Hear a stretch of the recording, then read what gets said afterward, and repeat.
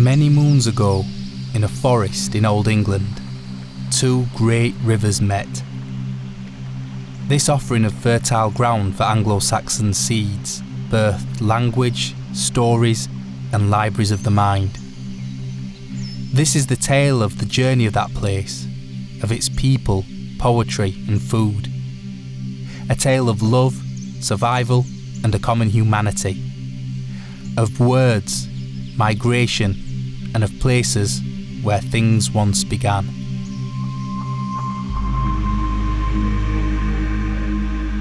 Hang around. This town will mind you of how little you need. To speak and hear the echo. Breathe good air amid mid-afternoon's demands. As a water droplet falls from spring leaves, indiscriminate endearment, fleck of grace, it lands. I see you.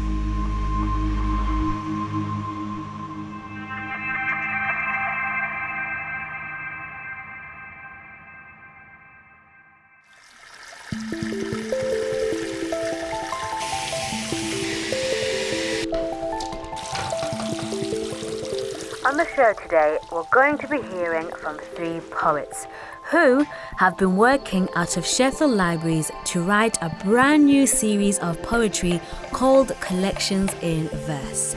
Joe Chris, Rachel Bauer and Kayo Chingoni will be sharing some of the stories behind the poems, as well as telling us about how they were inspired by the people of Sheffield as well as the Anglo-Saxons.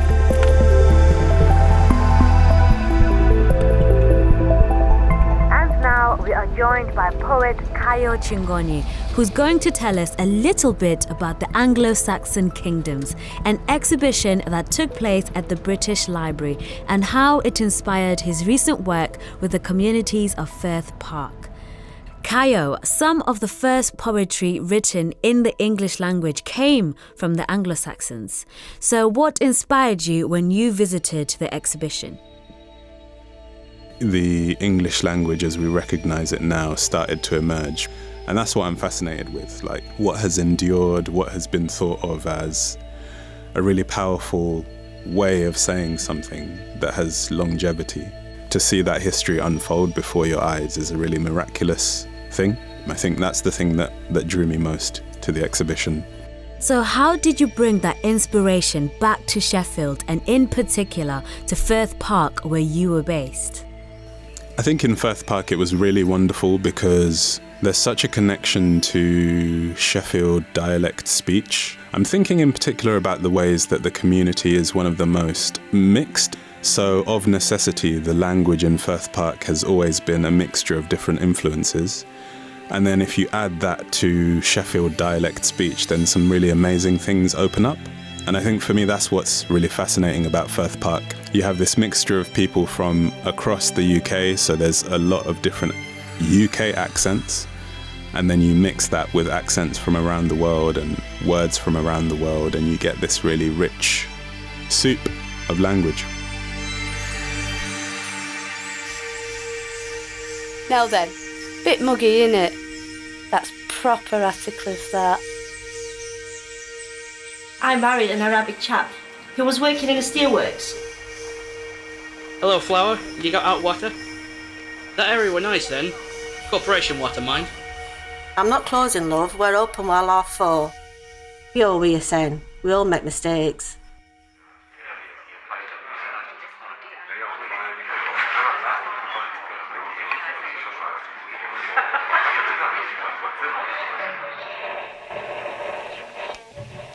You know, language is so interesting because, like, my accent is a mixture of the Zimbabwean dialect as well as South Yorkshire. So when I greet my mum or a female member of my family, I usually say, "Hiya, ma." Now, hiya is a common greeting that is used in South Yorkshire, and ma being something that you call an older woman instead of calling their name. So can you give us an example of how all of this informed the poetry that you wrote? I think an East Yorkshire expression for really heavy rain is siling down with rain. But because we were in Firth Park, of course, there were people from Hull and from the East Riding of Yorkshire who have that particular word as a through line in their speech. And as a consequence of being there, they then inflect Firth Park speech with those phrases, those words. It's raining.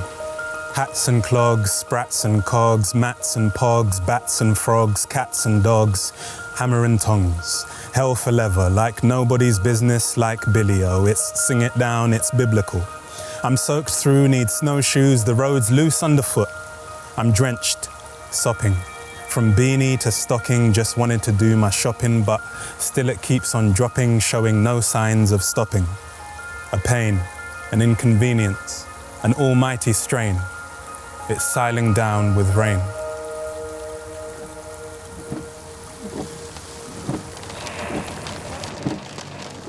There's also something like loppy, which was really interesting because it's considered a Sheffield word, but it also has a relationship to New Zealand as well. If something's loppy, it's kind of like dirty, mucky, filthy, covered in dust, that sort of thing.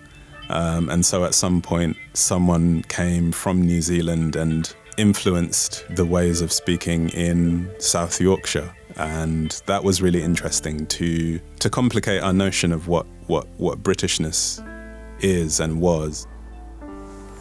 Dust begrimed, soap skeptic, dutty, dusty, crusty. Something on which to build if you can see past the surface. Waistcoat of filth, uniform of an ancient guild.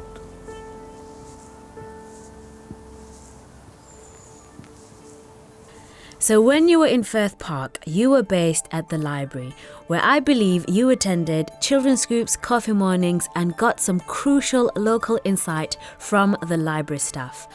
So what was it like hanging out as a poet in the library?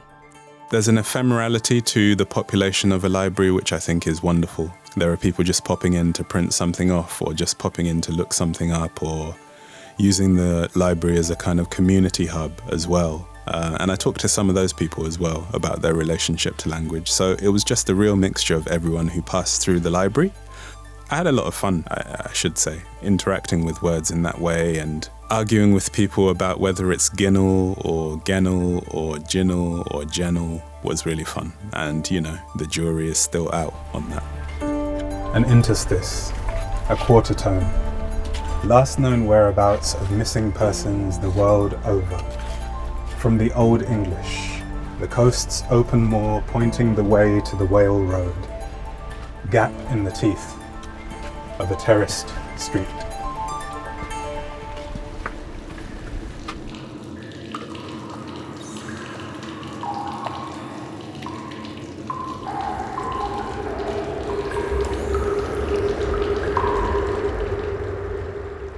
The city was named by its river, one of 5 and 7 hills.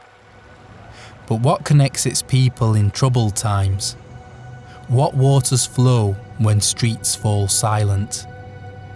This tale now takes a most woeful turn. Now, just as the Poetry Project Collections in Verse was coming to an end, the coronavirus pandemic hit. With the national lockdown in place, various community eating projects in Sheffield pulled together to redistribute food parcels to those in need around the city. Firth Park Library repurposed itself to host a food bank. Before he left the studio, I asked Kayo Chingoni on his thoughts on this. There's just the sense that the library is an area of public space where it is okay to be and not to buy anything. I never feel so connected to my local area as when I move through the library, and that's a kind of shame of these COVID-restricted times, that you can't be in kinship with each other as a community in that kind of way, that you can't be suddenly brought together with somebody who you didn't expect to be brought together with and experiencing a common humanity.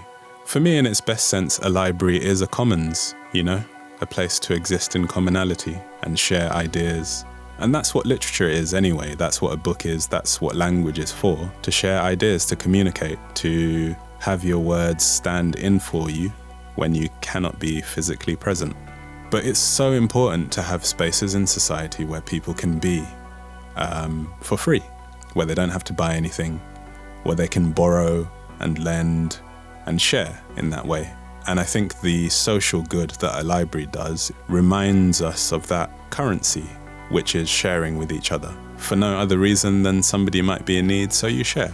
And the library just crystallizes that sense of connection from and between human beings, which is something that we've always craved and needed to survive. Powerful words there from Kayo, and such great work happening at Firth Park Library. Now, my next guest is Joe Chris, another one of the poets commissioned to write new work for collections in verse. Joe, I understand that you were inspired to think about identity when you saw the Anglo-Saxon Kingdoms exhibition. Can you tell us a bit more about that?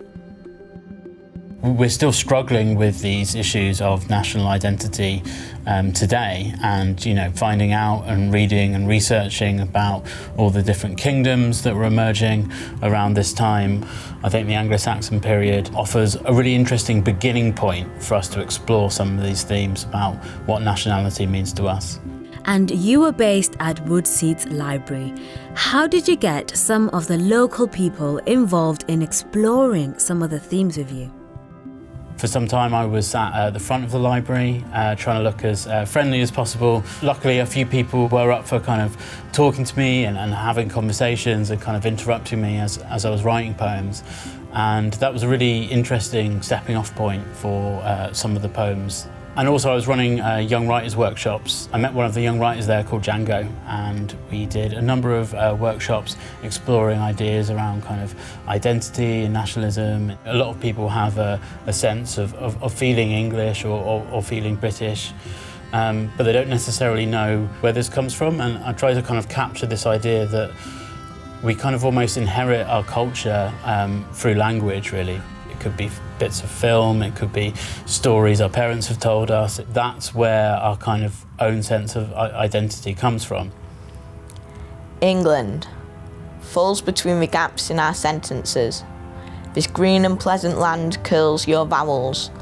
A few miles in any direction is enough for a new accent to stiffen your upper lip. Yet it is not just sounds, but the shape of our thoughts that are inherited. By day, we are a nation of shopkeepers who no longer keep shop for the world. The factories have closed down, and now cathedrals of glass and steel trade our future in algorithms too removed from us to understand. The past is unwritten, a place where we look, to find the thread for our new beginnings. Yet this land we call kin does not recognise our tongue. It has belonged to names before us, and will be written by those that come. Ah, that is beautiful. Can you tell us a bit more about your poem Inglalande? I hope I've said that correctly. Is it an Anglo-Saxon word? So the poem Inglalande comes from essentially the Old English spelling of England, and immediately kind of triggered this thought of football crowds when people were singing England on football terraces, watching England play football. I really like this idea that they're almost kind of pulling on this old ancestral world of Old English language.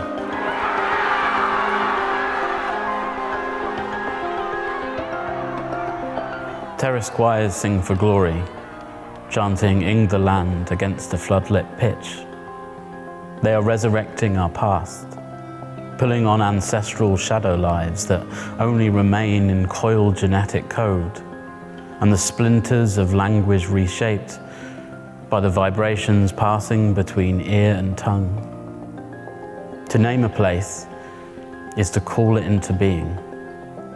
Each song is a reckoning, a moment of rebirth. Yet when we paper chain ourselves back from now, past generations of living memory, past speech, what is it of Ing the land that remains? How do you pull yourself together back from a song you can't trace?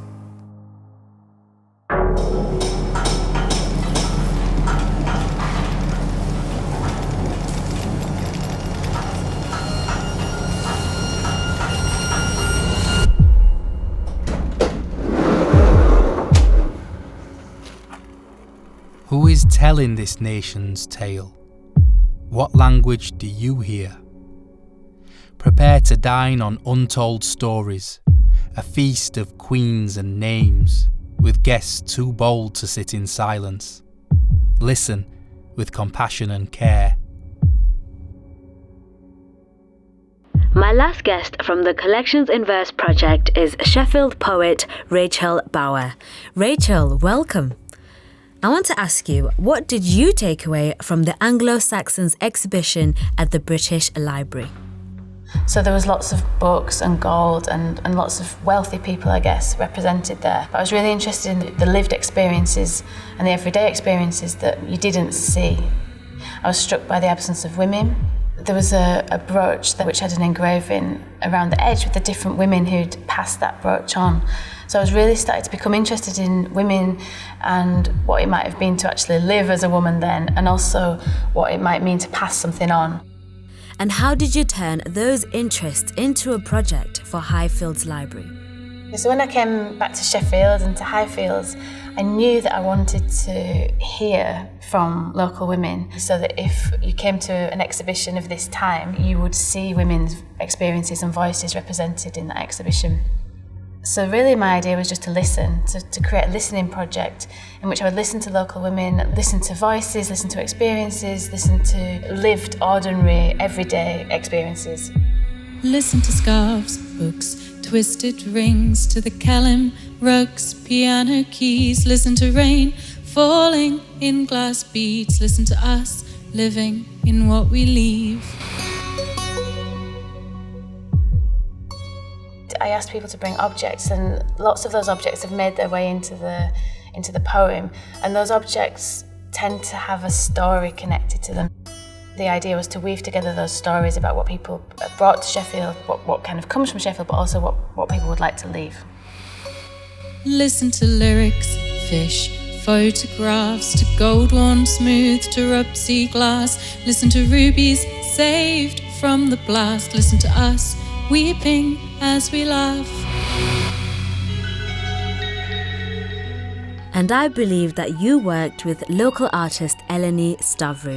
Now, Eelyn was on our show last year, so I'm curious to know, how was she involved in your part of the project? So Eelyn came along to one of the workshops that we ran at Highfields Library, and she was sketching what was going on, and she sketched the objects that some of the women brought, and she also sketched some of the workshop exercises and activities that we did, passing the wool around. She wove all those into this beautiful tapestry. Listen to crossings, loss, friends bereft, fusion curries, cakes, pudding bread. Listen to lovers, birth in bed with death. Listen to us changing in what we left. Woven throughout the poem is the experience of Queen Emma. The famous thing about her is that she had 2 sons by 2 different kings, and it also brings up the daughters that she had. So the daughters are often excluded from her narrative, and we just hear about these 2 sons. So I've tried to include her experience as a mother of daughters and sons, and what it might mean to birth a boy, basically for the throne.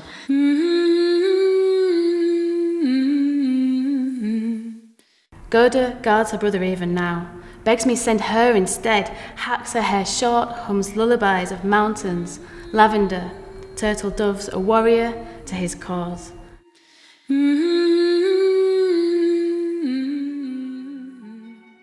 narrative of the poem travels and imagines the second marriage as something that she thought would be positive and would be kind of redeeming, but also turns out to be quite a violent relationship.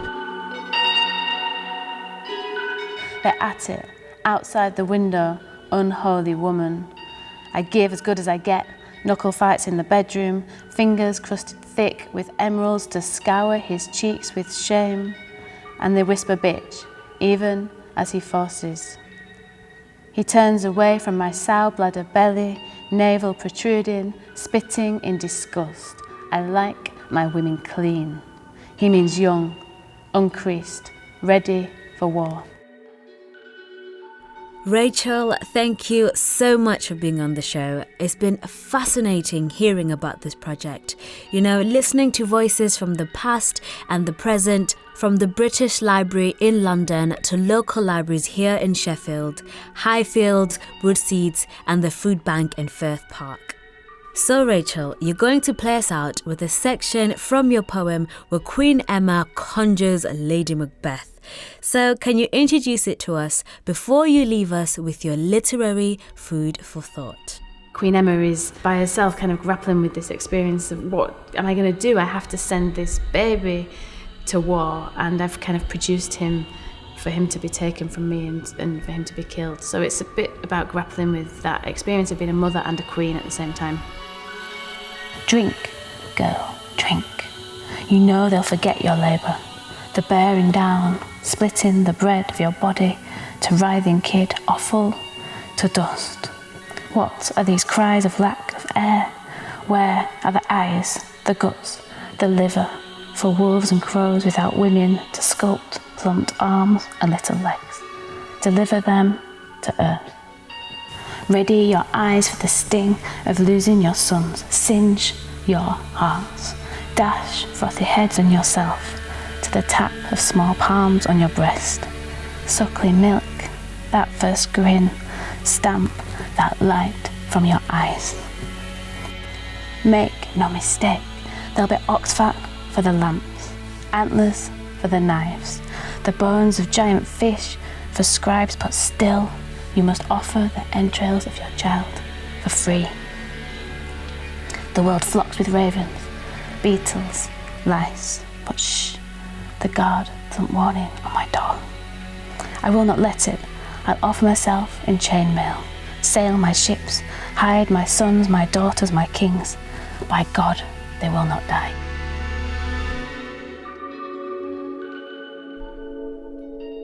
So our story ends with nourishment for bodies, minds and souls.